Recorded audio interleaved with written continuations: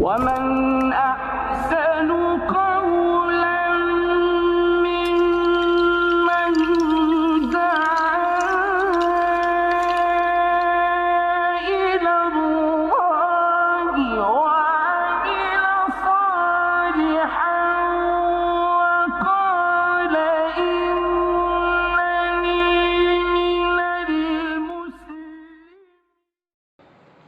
الحمد لله نحمده ونستعينه ونستغفره ونعوذ بالله من شرور أنفسنا ومن سيئات أعمالنا من يهده الله فلا مضل له ومن يضلله فلا هادي له وأشهد أن لا إله إلا الله وحده لا شريك له وأشهد أن محمدًا عبده ورسوله. يا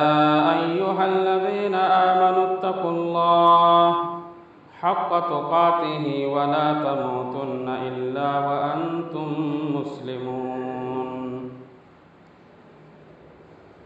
يا أيها الناس اتقوا ربكم الذي خلقكم من نفس واحدة وخلق منها زوجها وبث منهما رجالا كثيرا ونساء واتقوا الله الذي تساءلون به والأرحام إن الله كان عليكم رقيبا. يا أيها الذين آمنوا اتقوا الله وقولوا قولا سديدا يصلح لكم أعمالكم ويغفر لكم ذنوبكم ومن يطع الله ورسوله فقد فاز فوزا عظيما. أما بعد فإن خير الحديث كتاب الله وخير الهدي هدي محمد صلى الله عليه وسلم وشر الأمور محدثاتها وكل محدثة بدعة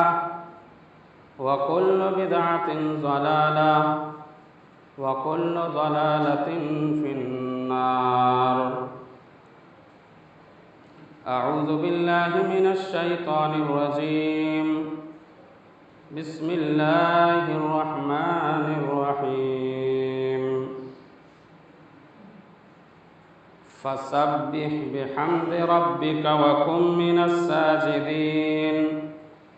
واعبد ربك حتى يأتيك اليقين. وقال النبي صلى الله عليه وسلم كان أحب الدين ما دوام عليه صاحبه. رب اشرح لي صدري ويسر لي أمري واحلل عقدة من لساني يفقهوا قولي. سبحانك لا علم لنا إلا ما علمتنا إنك أنت العليم الحكيم. رب زدني علما.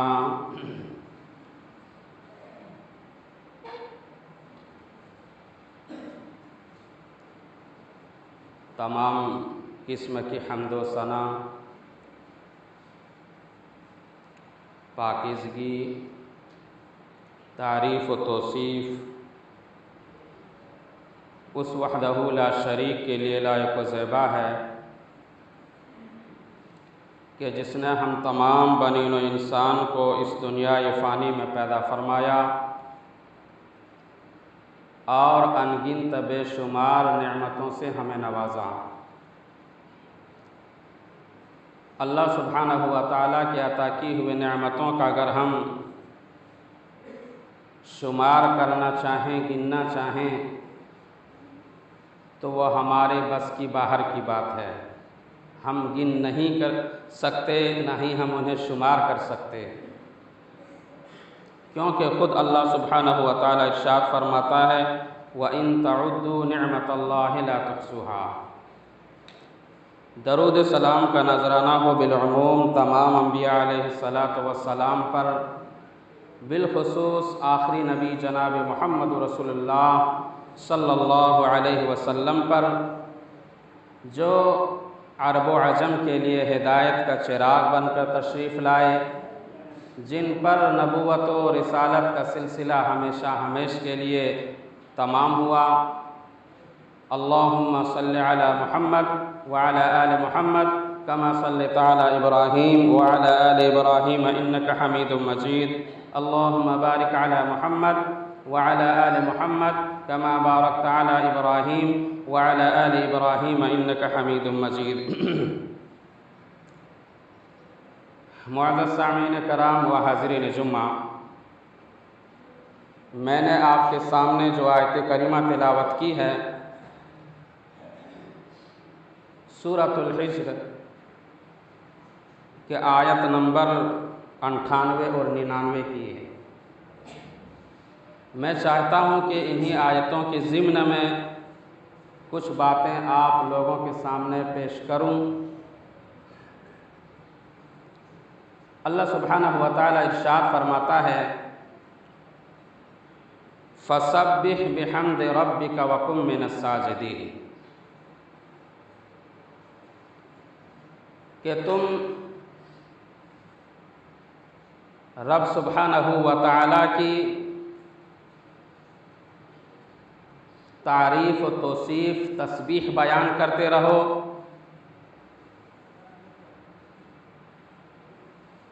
اور رب سبحانہ و تعالیٰ کی تحمید بھی بیان کرتے رہو، وَقُم مِّنَ السَّاجِدِينَ، اور سجدہ کرنے والوں کے ساتھ سجدہ کرتے رہو، وَاعْبُدْ رَبَّكَ حَتَّى يَأْتِيَكَ الْيَقِينُ، اور رب سبحانہ و تعالیٰ کی عبادت کرتے رہو، حَتَّى يَأْتِيَكَ الْيَقِينُ، یہاں تک کہ تجھے موت آ جائے۔ اس آیت کریمہ میں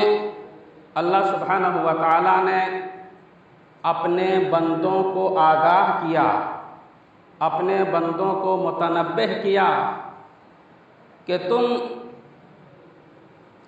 اللہ سبحانہ و تعالیٰ کی عبادت، وہ ریاضت اور دیگر کار خیر کا کام جو تم انجام دے رہے ہو، اس عمل کے اندر انقطاع نہیں آنا چاہیے، اس عمل کے اندر رکاوٹ نہیں ہونا چاہیے، بلکہ، اور وہ حدیث جو میں نے ابھی خطبہ مسنونہ کے بعد آپ کے سامنے پڑھی ہے، بخاری شریف کی حدیث ہے، اللہ کے نبی جناب محمد رسول اللہ صلی اللہ علیہ وسلم نے ارشاد فرمایا، کان احب الدین ما دوام علیہ صاحبہ، کہ نبی اکرم صلی اللہ علیہ وسلم کو وہ عبادت سب سے زیادہ پسند تھا جس کے اندر انقطاع نہ ہو، جس کے اندر کوئی رکاوٹ نہ ہو، جس کے اندر استقامت ہو، جس کے اندر استقلال ہو، وہ عمل نبی اکرم صلی اللہ علیہ وسلم کو سب سے زیادہ محبوب اور سب سے زیادہ پسند تھا۔ آج رمضان مبارک کا مہینہ گزرے ہوئے لگ بھگ 15، 16، 17 روز گزر گیا ہے، اور پھر ہمارے اندر، ہمارے عملوں کے اندر انقطاع آ گیا ہے۔ وہ عمل جو ہم رب سبحانہ و تعالیٰ کے لیے رمضان مبارک مہینہ میں ہم ادا کر رہے تھے، وہ قرآن مجید کی تلاوت، وہ نوافل کا اہتمام، وہ کار خیر اور نیکی کے کاموں میں ایک دوسرے سے سبقت لے جانا، جو ہم رحمت غفران میں ہم انجام دے رہے تھے، وہ 15 روز کے بعد، وہ مہینہ گزرنے کے بعد ہمارے اندر سے کوتاہی، سستی اور کاہلی پھر سے نظر آ رہی ہے۔ کیا ہم صرف رمضان مبارک مہینے میں ہم نے عبادت کر لیا اور کار خیر اور نیکی کا کام انجام دے لیا اور دیگر ہم 11 مہینے ہم سستی کاہلی کے ساتھ ہم زندگی گزاریں تو کیا ہم اللہ سبحانہ و تعالیٰ کو راضی اور ہم اللہ سبحانہ و تعالیٰ کی رضا اور خوشنودی ہم حاصل کر سکتے ہیں؟ بالکل نہیں۔ اللہ سبحانہ و تعالیٰ کے ساتھ یہ دھوکہ دینا ہوا۔ اور اللہ سبحانہ و تعالیٰ سورہ بقرہ کے اندر ارشاد فرماتا ہے یخادعون اللہ والذین آمنوا وما یخدعون الا انفسهم وما یشعرون۔ بہت سے لوگ ایسے ہیں اور غیر آدمیوں کو چھوڑو جو اللہ کی عبادت کرتے ہی نہیں، بلکہ مسلمان میں سے کچھ لوگ ایسے ہیں جو اللہ کی عبادت کر لیتے ہیں، اور وہ عبادت کرتے ہیں تو لوگوں کو دکھاوے کے لیے کرتے ہیں۔ یخادعون اللہ والذین آمنوا، وہ اللہ کو دھوکہ دیتے ہیں، ایمان والوں کو دھوکہ دیتے ہیں۔ پھر اللہ سبحانہ و تعالیٰ آگے فرماتا ہے کہ وما یخدعون الا انفسهم وما یشعرون، نہ ہی وہ اللہ کو دھوکہ دیتا ہے، نہ ہی وہ ایمان والے کو دھوکہ دے سکتا ہے۔ وما یخدعون الا انفسهم وما یشعرون، بلکہ وہ اپنے آپ کو خود دھوکے میں ڈال رہا ہے۔ وما یشعرون، ان کے بارے میں انہیں شعور نہیں ہے، کیونکہ جو عمل اس نے انجام دیا تھا اور جو کار خیر کا کام کیا تھا، پھر اس میں انقطاع، اس میں انہوں نے مہر ڈال دیا، اس عمل کو ترک کر دیا۔ اللہ فرماتا ہے کہ انه کان هباء منثورا، ہم ان کے تمام عملوں کو ریت کے ذروں کے ساتھ اڑا دیں گے، اور اللہ کہے گا کہ وہ عمل لاؤ جس کے اندر تمہاری استقامت تھی، وہ عمل لاؤ جس کے اندر تمہاری استقلال تھی، وہ عمل تمہارے بارگاہ عظیم میں قبول کی جائے گی۔ وہ عمل نہیں کہ صرف ہم نے دکھاوے کے لیے عمل کر لیا، دکھاوے کے لیے کار خیر اور ثواب کے کام کر لیا، اور پھر ہم سستی اور غفلت میں سستی اور کاہلی میں ہم اپنی زندگی کو گزار رہے ہیں، فرض نماز کو ترک کر رہے ہیں۔ پھر اللہ سبحانہ و تعالیٰ کے سامنے ہم کیا منہ دکھائیں گے؟ تو فرمایا فَسَبِّحْ بِحَمْدِ رَبِّكَ وَكُن مِّنَ السَّاجِدِينَ، تم اللہ سبحانہ و تعالیٰ کی تعریف و توصیف بیان کرتے رہو،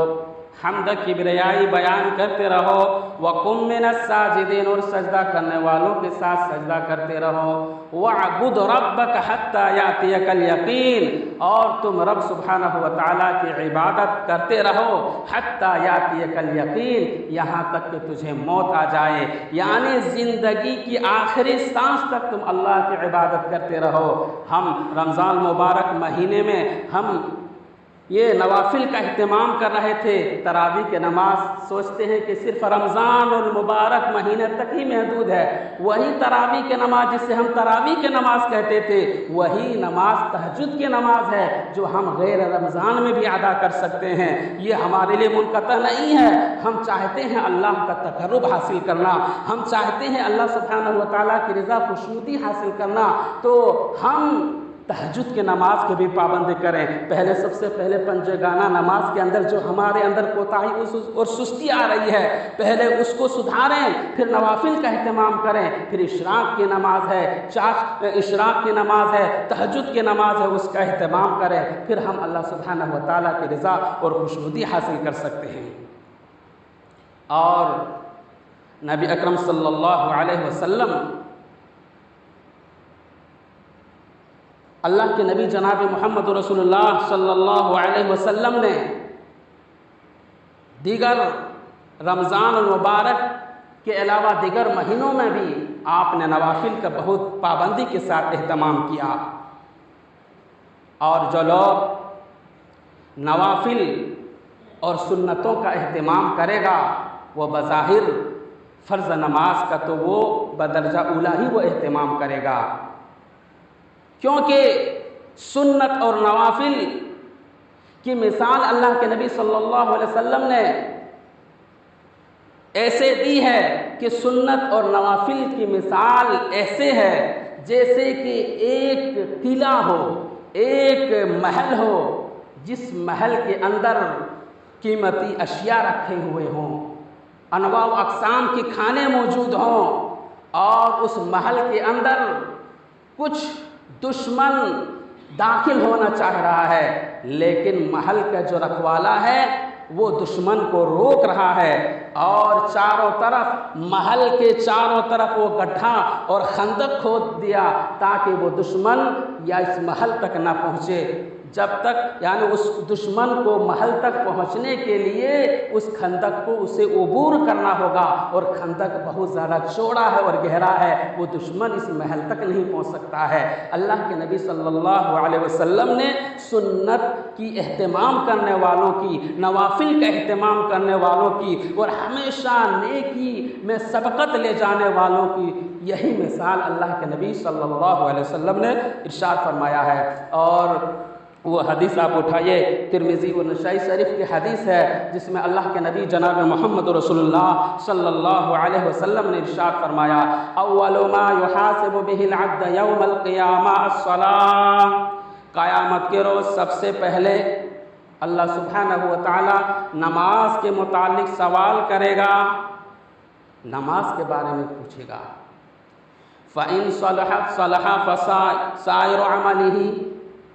اگر نماز صحیح نکلیں گے تو تمام اعمال بھی صحیح نکل جائیں گے، وَإِن فَسَدَتْ سَائِرُ عَمَلِهِ، اور اگر نماز ہی صحیح نہ نکلے تو تمام عمل جو ہم کر کے جائیں گے اور نماز ہم نہیں پڑھیں گے تو تمام عملوں کے اوپر سوالیہ نشان لگ جائے گا۔ اس لیے ہمیں نماز کا اہتمام کرنا ہوگا۔ ہمیں یہ نہیں دیکھنا ہے کہ ہم نے صرف رمضان مبارک مہینے میں ہم نے روزے رکھ لیے اور نوافل کا اہتمام کر لیے، اب ہمیں پڑھنے کی ضرورت نہیں، بلکہ 11 مہینے تک ہمیں اہتمام کرنا ہوگا، اپنی استطاعت کے مطابق ہمیں نوافل کا اہتمام کرنا ہوگا، اور کار خیر نیکی کے کاموں میں ہمیں بڑھ چڑھ کر حصہ لینا ہوگا، تب جا کر ہم اللہ سبحانہ و تعالیٰ کی رضا اور خوشنودی حاصل کر سکتے ہیں۔ نوافل کی کتنی زیادہ اہمیت اور فضیلت ہے اس حدیث سے آپ پتہ کر سکتے ہیں۔ اللہ کے نبی جناب محمد رسول اللہ صلی اللہ علیہ وسلم نے ارشاد فرمایا، بخاری شریف کی حدیث ہے، حدیث کے راوی حضرت ابو ہریرہ رضی اللہ عنہ ہیں، اور اللہ کے نبی صلی اللہ علیہ وسلم نے ارشاد فرمایا، من عاد لی ولیا فقد آذنتہ بالحرب، اللہ کے نبی صلی اللہ علیہ وسلم کہتے ہیں کہ اللہ سبحانہ و تعالیٰ ارشاد فرماتا ہے کہ من عاد لی ولیا فقد آذنتہ بالحرب، جو میرا ولی ہے، جو میرا دوست ہے، اور میرا ولی اور میرا دوست سے جو دشمنی کرے گا، فقد آذنتہ بالحرب، میں اس کے ساتھ میں اعلان جنگ کرتا ہوں۔ اب ایک نقطہ یہ معلوم ہوا کہ اللہ کا ولی کون ہے، اللہ کا دوست کون ہے۔ کیا ہم لوگ جو صرف 5 وقت کی نماز یا چھوڑ چھاڑ کے جو پڑھ رہے ہیں، کیا وہی اللہ کا ولی ہے؟ کیا وہی اللہ کا دوست ہے؟ نہیں۔ اور بعض لوگ تو ولی کے بارے میں ایسے مثالیں بیان کرتے ہیں، جو کبھی نماز کا مسجد تک وہ آتے ہی نہیں، اس کو کہتے کہ وہ اللہ کا ولی ہے، قرآن و حدیث سے وہ کوسوں دور ہے، پھر کہتے ہیں کہ وہ اللہ کا ولی ہے۔ جو لوگ بیان کرتے ہیں اللہ کے ولی کے بارے میں، لوگ دھوکے کھا جاتے ہیں کہ یہ اللہ کا ولی ہے۔ نہیں، اللہ کا ولی وہ ہے جس کے بارے میں اللہ سبحانہ و تعالیٰ خود قرآن مجید کے اندر ارشاد فرماتا ہے، اللہ ولی الذین آمنوا یخرجہم من الظلمات الی النور والذین کفروا اولیاؤہم الطاغوت یخرجونہم من النور الی الظلمات اولئک اصحاب النار ہم فیہا خالدون۔ اللہ کا ولی وہ ہے، اللہ کا دوست وہ ہے جو لوگوں کو ظلم تاریکی سے نکال کر، شرک و بدعتوں کے غلاظتوں سے نکال کر اور گناہوں سے نکال کر اسے دین کی طرف لاتے ہیں، اسے اسلام کی طرف لاتے ہیں، امر بالمعروف و نہی عن المنکر کا فریضہ وہ انجام دیتے ہیں۔ اور جو شیطان کا ولی ہوتا ہے، جو شیطان کا دوست ہوتا ہے، جو لوگوں کو دین راستے سے ہٹا کر انہیں شیطان کے راستوں میں لے آتا ہے، اولئک اصحاب النار، اور یہی لوگ جہنمی ہے۔ تو پتہ چلا اللہ کا ولی وہ ہے جو قرآن و حدیث پر سختی کے ساتھ عمل کرتا ہے۔ اور غنیۃ الطالبین کے اندر شیخ عبد القادر جیلانی بغدادی رحمۃ اللہ علیہ خود لکھتے ہیں بنیاد الطالبین کے اندر کہ اللہ کا ولی وہ ہے جو سب سے زیادہ توحید پرست ہو، جو سب سے زیادہ قرآن و حدیث کے مطابق وہ عمل کر رہا ہو۔ اللہ کا ولی وہ ہے، اللہ کا دوست وہ ہے جو جتنا توحید پرست ہوگا، قرآن و حدیث کے اوپر سختی سے کے ساتھ عمل کرنے والا ہوگا، وہی اتنا ہی بڑا وہ اللہ کا ولی ہوگا۔ تو فرمایا، اور دوسری جگہ فرمایا جب وہ قرآن و حدیث کے اوپر عمل کرتا ہے، اللہ تعالیٰ دوسری جگہ ارشاد فرماتا ہے کہ اللہ ولی الذین الا ان اولیاء اللہ لا خوف علیہم ولا هم یحزنون، اللہ کا جو ولی ہے انہیں نہ کوئی خوف ہے نہ کوئی غم ہے۔ تو پتہ چلا قرآن و حدیث کے اوپر اور سنت اور نوافل اور فرائض اور اسلام کے جو حدود ہیں اس حدود کے اوپر وہ عمل کر رہا ہے، وہ اللہ کا ولی ہے۔ اب اس شخص سے اگر کوئی دشمنی کرتا ہے، اللہ فرماتا ہے فقد آذنتہ بالحرب، میں اس کے ساتھ اعلان جنگ کرتا ہوں۔ وما یتقرب، میرا بندہ، اللہ سبحانہ و تعالیٰ فرماتا ہے کہ میرا بندہ میرا قرب حاصل کرتا ہے اس چیز کے ذریعے سے احب الیہ مما افترضتہ علیہ، احب الیہ بشیء مما افترضتہ علیہ، اس چیز کے ذریعہ سے جو فرائض میں نے اس کے اوپر نازل کی ہے، یعنی فرائض کا وہ سختی کے ساتھ وہ اہتمام کرتا ہے۔ اور اس کے علاوہ وما یزال عبدی یتقرب بالنوافل، اور میرا بندہ میرا قرب حاصل کرتا ہے نوافل کے ذریعہ سے، سنتوں کے اہتمام کے ذریعہ سے میرا بندہ میرا قرب حاصل کرتا ہے۔ جب وہ نوافل کا اہتمام کرنے لگتا ہے اور جو فرائض کو اہتمام کرتا ہی ہے، اس کے علاوہ نوافل سنتوں کا جب اہتمام کرتا ہے، اللہ فرماتا ہے فَإِذَا أَحْبَبْتُهُ، تب میں اپنے بندے سے محبت کرنے لگتا ہوں۔ اور فَإِذَا أَحْبَبْتُهُ سَمَعَهُ الَّذِي يَسْمَعُ بِهِ، اور جب میں اپنے بندہ سے محبت کرنے لگتا ہوں تو میں اپنے بندے کا میں کان بن جاتا ہوں، يَسْمَعُ بِهِ، جس سے میرا بندہ سنتا ہے، وَيَبْصِرُهُ الَّذِي وَبَصَرَهُ الَّذِي يُبْصِرُ بِهِ، اور میں اپنے بندے کا آنکھ بن جاتا ہوں جس سے وہ دیکھتا ہے۔ اب سوال یہ پیدا ہوتا ہے کہ اللہ سبحانہ و تعالیٰ اپنے بندے کا کان کیسے بنتا ہے اور آنکھ کیسے بنتا ہے؟ اللہ کہتا ہے کہ جب میں اپنے بندے سے محبت کرنے لگتا ہوں تو میں اپنے بندے کا کان بن جاتا ہوں جس سے وہ سنتا ہے، یعنی بندہ وہی چیز سنتا ہے جس سے اللہ سبحانہ و تعالیٰ چاہے۔ آج کل کے نوجوانوں کی طرح نہیں جو موبائل میں غلط گانے بجانے کو اور لگا کر ہیڈ فون میں وہ لگا کر سنتا ہے، بلکہ اللہ کا ولی جو ہوتا ہے وہ اپنے کان کو بھی ان غلاظتوں سے پاک اور مبرہ رکھتا ہے، پاک و صاف رکھتا ہے، آنکھوں سے غلط چیزوں کو نہیں دیکھتا ہے، کیونکہ وہ جانتا ہے یہ آنکھ اور کان یہ اللہ سبحانہ و تعالیٰ کی بہت بڑی عظیم نعمت ہے۔ ارے آنکھ، ہم کان اور آنکھ کی ہم قدر و قیمت نہیں جان رہے ہیں، ان سے پوچھو جو بہرے ہیں، جن کو سنائی نہیں دیتا ہے کان کی قدر و قیمت ان سے پوچھو۔ ارے ان سے پوچھو آنکھ کی کیا قیمت ہے جس کو آنکھ سے دکھائی نہیں دیتا ہے۔ ہم اس کو بے جا استعمال کر رہے ہیں، اس کو ہم لایانی اور غلط چیزوں میں اور لغویات میں ہم اس کو استعمال کر رہے ہیں۔ کان اور آنکھ کی حفاظت کرو،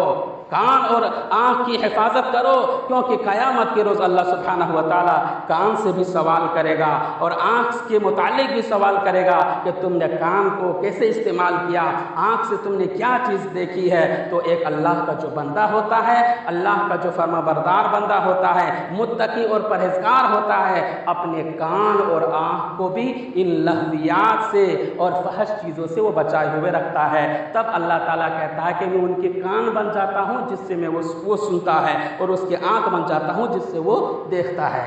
آگے فرمایا وَيَدَهُ الَّتِي يَبْطِشُ بِهَا، اور میں اپنے بندے کا ہاتھ بن جاتا ہوں جس سے وہ پکڑتا ہے، وَرِجْلِهِ الَّتِي يَمْشِي بِهَا، اور میں اپنے بندے کا پاؤں بن جاتا ہوں جس سے وہ چلتا ہے۔ یعنی بندہ جو متقی اور پرہیزگار ہوتا ہے وہ اپنے ہاتھ سے غلط چیزوں کو نہیں چھو سکتا ہے، اپنے پاؤں سے غلط جگہ وہ چل کر نہیں جا سکتا ہے، کیونکہ اسے معلوم ہے کہ قیامت کے روز اللہ سبحانہ و تعالیٰ پاؤں کے متعلق اور ہاتھ سے متعلق اللہ سبحانہ و تعالیٰ سوال کرے گا۔ میدان حشر کا معاملہ ہوگا، ایک ظالم کو لایا جائے گا، تھر تھر تھر تھر کانپ رہا ہوگا، وہ بہت سے گناہوں میں ڈوبا ہوا ہوگا،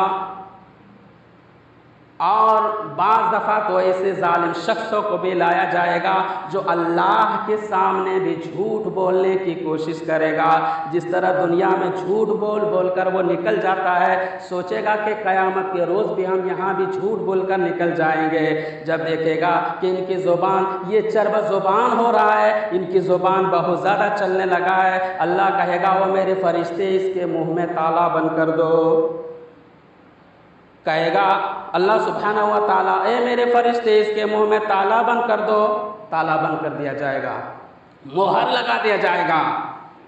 پھر اللہ سبحانہ و تعالیٰ سورہ یاسین کے اندر ارشاد فرماتا ہے الَّوْمَ نَخْتِمُ عَلَىٰ أَفْوَاهِهِمْ وَتُكَلِّمُنَا أَيْدِيهِمْ وَتَشْهَدُ أَرْجُلُهُمْ بِمَا كَانُوا يَكْسِبُونَ۔ پھر اللہ سبحانہ و تعالیٰ کے سامنے ان کے ہاتھ گواہی دینا شروع کر دیں گے۔ ہاتھ کہے گا کہ اللہ انہوں نے ہاتھ سے وہ چیز کو چھوا ہے جو میں چھونا نہیں چاہتا تھا، لیکن اللہ میں کیا کروں، میں اس کے نفس کے تابع تھا۔ پاؤں کہے گا کہ اللہ یہ اندھیری رات میں وہاں چل کر گیا جہاں میں جانا نہیں چاہتا تھا، لیکن اللہ میں کیا کروں، میں اس کے تابع تھا، میں اس کے نفس کے تابع تھا، اس لیے میں نے یہ کام کیا۔ اللہ کہے گا فرشتے اس ظالم بندے کے منہ سے تالا کو کھول دو، اب مجھے جو بلوانا تھا وہ یہ ہاتھ اور پاؤں نے خود گواہی دے دی۔ جب اللہ سبحانہ و تعالیٰ کے حکم سے جب ان کے منہ کے تالا کو کھول دیا جائے گا، تب یہ ظالم شخص اپنے انگلی کو دانت سے کاٹ کر کہیں گے یوم یعض الظالم علی یدیہ یقول یا لیتنی اتخذت مع الرسول سبیلا۔ اے کاش کہ ہم انبیاء علیہ الصلوۃ والسلام کے باتوں کو مانتے۔ چلو انبیاء علیہ الصلوۃ والسلام کا بھی دور نہیں، لیکن قرآن و حدیث کی باتیں موجود ہے۔ علماء کرام آپ کو واعظ و نصیحت بتاتے تھے، واعظ و نصیحت کر کے سناتے تھے، قرآن و حدیث کی باتیں بتاتے تھے۔ وہ کہے گا کاش کہ ہم قرآن و حدیث کے باتوں کو سنے ہوتے تو آج ہمیں یا ویلتی لیتنی لم اتخذ فلانا خلیلا، فلاں دوست نے مجھے بہکا دیا، ہم چاہتے تھے کہ ہم دین راستے کی طرف آ جائیں، ہم اسلام کی طرف آ جائیں، ہم متقی بن جائیں، ہم پرہیزگار بن جائیں۔ یا ویلتا لیتنی لم اتخذ فلانا خلیلا، لیکن فلاں دوست نے مجھے بہکا دیا اور مجھے دین کے راستے سے دور کر دیا۔ اے کاش کہ میں فلاں کچھ دوست نہ بنایا ہوتا تو آج ہمارے اوپر یہ ذلیل و رسوائی نہ ہوتی، آج ہمیں ذلیل و خوار نہ کیا جاتا۔ تو جو اللہ سبحانہ و تعالیٰ کا بندہ ہوتا ہے، متقی پرہیزگار ہوتا ہے، وہ اپنے ہاتھ کو غلط چیزوں سے بچائے رکھتا ہے، چوری کی طرح ہاتھ کو نہیں ڈال سکتا ہے۔ اور اللہ سبحانہ و تعالیٰ پھر ارشاد فرماتا ہے کہ وَلَا تُلْقُوا بِأَيْدِيكُمْ إِلَى التَّهْلُكَةِ، اپنے ہاتھ کو ہلاکت کی طرف نہ ڈالو۔ ہلاکت سے مراد صرف یہ ہلاکتیں نہیں بلکہ ہاتھ کو گناہوں کی طرف ڈالنا بھی یہ بھی ہلاکت ہے۔ اس لیے مومن جو ہوتا ہے، متقی جو ہوتا ہے، پرہیزگار ہوتا ہے، اپنے ہاتھ کو غلط چیزوں کی طرف وہ نہیں ڈال سکتا ہے، اپنے ہاتھ کو بھی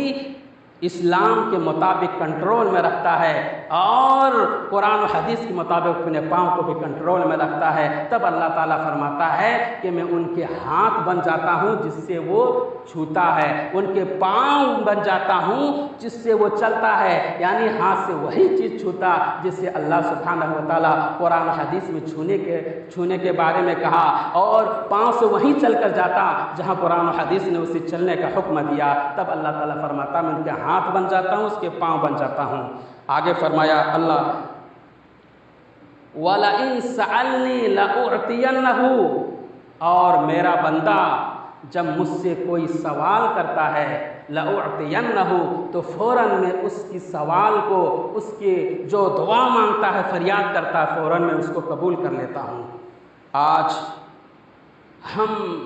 رو رو کر رب سبحانہ و تعالیٰ کے سامنے دعا کر رہے ہیں، گر گرا رہے ہیں، لیکن اللہ سبحانہ و تعالیٰ ہماری دعاؤں کو قبول نہیں کر رہا ہے۔ آخر کیا بات ہے؟ آخر کیا بات ہے؟ بات یہ ہے کہ ہمارے اندر اسلامی شعار نہیں، ہمارا اٹھنا بیٹھنا اسلامی طریقے پر نہیں،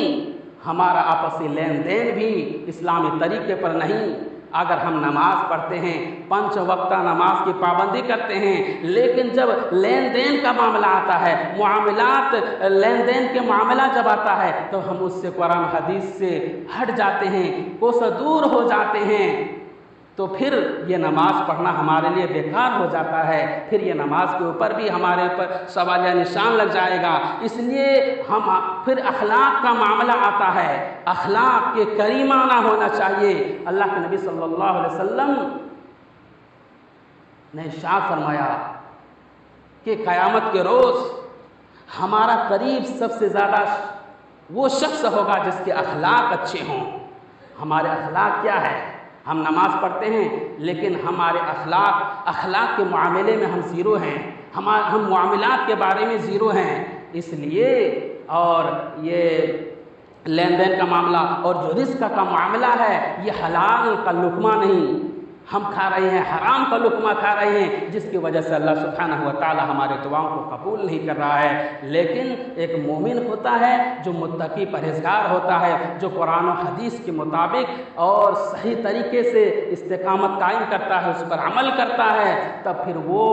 حرام چیزوں سے بھی رک جاتا ہے، حلال کا لقمہ وہ کھانا شروع کر دیتا ہے، پھر ان کے عملوں کے اندر 4 چاند لگ جاتا ہے جو ہی دعا کرتا ہے۔ اور عبداللہ بن مسعود رضی اللہ عنہ نے اللہ کے نبی صلی اللہ علیہ وسلم سے سوال کیا تھا کہ اللہ کے نبی صلی اللہ علیہ وسلم،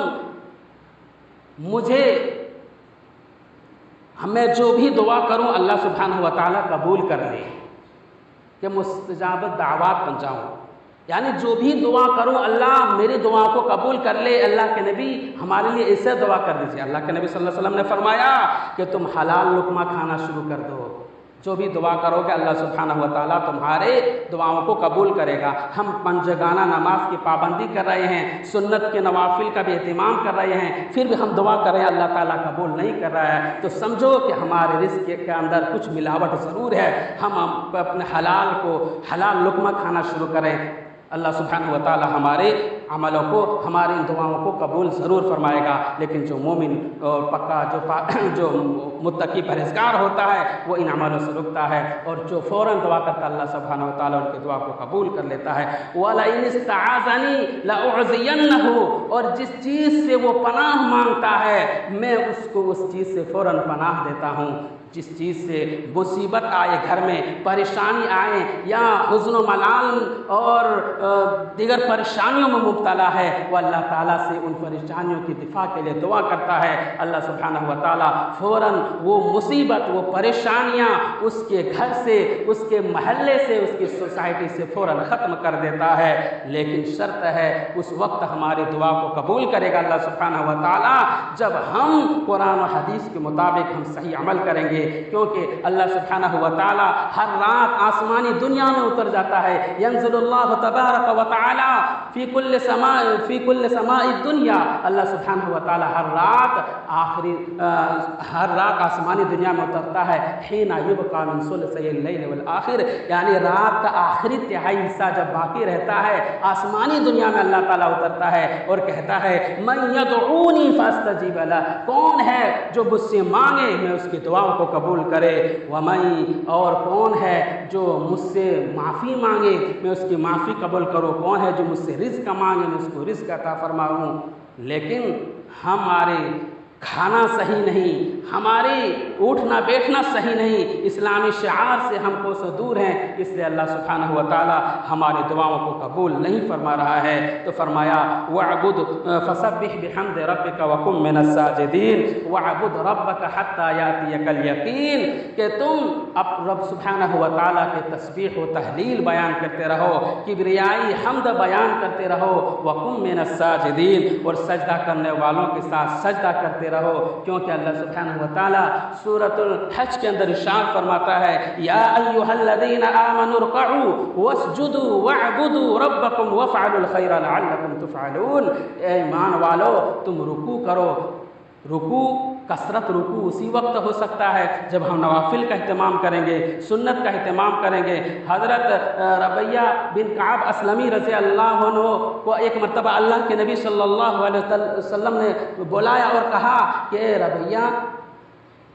مانگو، جو کچھ مانگنا ہے مانگو۔ تو کہا اے اللہ کے نبی صلی اللہ علیہ وسلم مجھے دنیا کی دولت نہیں چاہیے، میں آپ کی رفاقت چاہتا ہوں جنت میں، کہ آپ کے ساتھ میں جنت میں رہوں۔ اس وقت اللہ کے نبی صلی اللہ علیہ وسلم نے فرمایا فَأَكْثَرَ السُّجُودِ، تم زیادہ سے زیادہ سجدہ کرو، اور بندہ زیادہ سجدہ اسی وقت کر سکتا ہے جب وہ نوافل کا اہتمام کرے گا، سنتوں کا اہتمام کرے گا، نمازوں کی پابندی کرے گا، اسی وقت وہ کثرت سجدہ کر سکتا ہے۔ تو ہم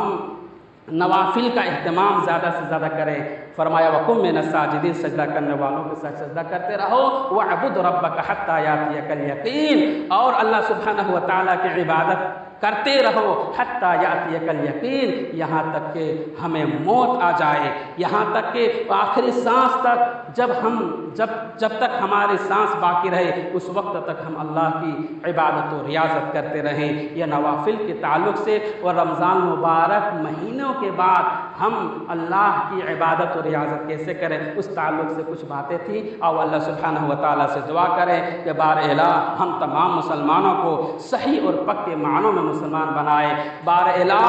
رمضان مبارک مہینے میں جس طرح ہم قرآن مجید کی تلاوت کر رہے تھے، بار الہ ہمیں دیگر مہینوں میں بھی ویسے ہی قرآن مجید کی تلاوت کرنے کی توفیق عنایت فرمائے۔ اور یہ ہماری کم ظرفی ہی ہے، ہماری کم ظرفی ہی ہے کہ ہم رمضان مبارک مہینے میں ہم قرآن مجید کی تلاوت کر رہے تھے اور ہم اس کو طاق میں اب بند کر دیے ہیں، اب پھر دوبارہ رمضان مبارک مہینہ آئے گا، ہم پھر قرآن کو نکالیں گے۔ اور بہت سے لوگوں کو معلوم نہیں ہے، صورت ادھر سے ادھر ہو گئی، وسیم رضوی نے پھر اعلان کر دیا ہے اور یہ کہہ دیا ہے کہ ہم نے ایک نیا قرآن کو تصنیف کیا ہے، اور قرآن مجید کے صورت اس خبیث نالائق نے کیا کہا کہ ہم نے قرآن مجید کو 26 آیت کو نکال دیا ہے، اور ایک نسخہ میں نے نریندر مودی کو بھیج دیا ہے، اور میں نے اس کے ساتھ یہ ایک خط لکھا ہے کہ اس قرآن کو پورے مدرسوں میں رائج کیا جائے، اور فوراً یہ منظر عام میں بہت جلدی آنے والا ہے۔ اور کیا کہا اس خبیث نالائق نے کہ قرآن مجید کے اندر ترتیب نہیں تھی پہلے، اب ہم نے ترتیب دی۔ اب قرآن مجید آنے کے بعد پتہ چلے گا کہ اس نے کون سے ترتیب دی۔ ہم قرآن مجید کی تلاوت نہیں کر رہے ہیں، جب وہ قرآن مجید ہمارے پاس آ جائے گی تو ہم سمجھیں گے نہیں یہ بھی قرآن ہے، ہم بھی تلاوت کریں گے۔ اس لیے ہمیں قرآن مجید پر زیادہ غور و فکر کرنے کی ضرورت ہے، ہمیں قرآن مجید کی زیادہ تلاوت کرنے کی ضرورت ہے، معنی اور تفاسیر پر ہمیں زیادہ سے زیادہ غور کرنا ہے۔ جب قرآن مجید کو ہم چھوڑ دیں گے تب پھر ہمارے قرآن مجید کے ساتھ لوگ کھلواڑ کریں گے، اور اگر اللہ سبحانہ و تعالیٰ اس کی حفاظت کا ذمہ نہ لیا ہوتا تو ہم پھر ذلیل و خوار ہو جاتے، رسوا ہو جاتے، پھر قرآن مجید بھی ہمارے جو اصلی جو صحیفے موجود ہیں وہ ہمارے سامنے نہ ہوتے۔ لیکن اللہ سبحانہ و تعالیٰ نے انا نحن نزلنا الذکر وانا لہ لحافظون، قرآن مجید کا خود اس کا ذمہ داری لے لیا، حفاظت کا ذمہ داری لے لیا۔ قرآن مجید کے اندر کوئی ادھر سے ادھر نہیں کر سکتا ہے۔ لیکن کہنے کا مطلب یہ ہے کہ جب ہم قرآن و حدیث سے دور ہو جائیں گے، ہمیں معلوم ہے جو حفاظ کرام ہے وہ جانتے ہیں کہ قرآن مجید کی صورت کیا ہے، کون صورت کدھر ہے، کون صورت ہے وہ تو معلوم ہے، لیکن جو قرآن مجید صرف سال بھر میں عبادت کرے، اگر اس کے ہاتھ میں وسیم رضوی کا قرآن آ جائے تو وہ کہے گا کہ نہیں یہ بھی قرآن مجید ہے۔ اس لیے ہم تفریق کرنا سیکھیں گے اسی وقت جب ہم اس قرآن مجید کو بھی پڑھیں گے اور اس پر عمل کریں گے۔ اللہ تعالیٰ سے دعا کریں کہ بار الہ ہم تمام مسلمانوں کو صحیح اور پکے معنوں میں مسلمان بنائے۔ بار الہ جب تک ہم اس دنیا میں زندہ رہیں، ایمان و اسلام کی حالت میں زندہ رہیں، اور ہمارا خاتمہ ہو ایمان بالخیر پر خاتمہ ہو۔ آمین۔ وآخر دعوانا الحمدللہ رب العالمین۔ بارک اللہ لنا